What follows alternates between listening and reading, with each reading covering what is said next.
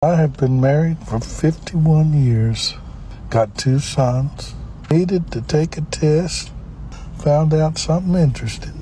They ain't my kids. They're somebody else's.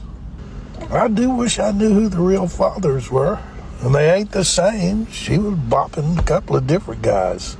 I stayed with her for the sake of the children. I've been in court thousands of times in paternity suits, and 4 out of 5 times, guy says he ain't the daddy, he's right. I'll go home, start drafting up some divorce papers. I'll need to go get your own paternity test. And here we go again. But this time it's coming from a judge that's been married for over half a century. He needed his sons to get tested for a kidney transplant. And in doing so, he discovered that both of his sons do not belong to him. Both of them. Now look at the age of this man. He said he's going to go home and draw up divorce papers.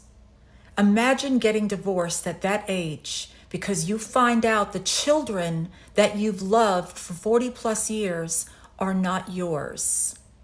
And this man also has grandchildren and great-grandchildren. None of them share his DNA. So imagine becoming 70 plus years old and you think you have a whole legacy built of all these people that are now here on earth because of your DNA. But it's not. And he even alluded to the fact that both children might have also come from different men. Imagine that. In his video, he also stated that he presided over thousands of paternity cases, and that in 4 out of 5 of those cases, that the father was not the biological father. 4 out of 5. We need more laws protecting men from this maneuver. This is fraud and should be taken quite seriously. Much like the cuckoo bird that lays an egg in another bird's nest in order to dupe the host into raising the hatchling as their own. Far too many women are doing the same to men. I'm going to say it again.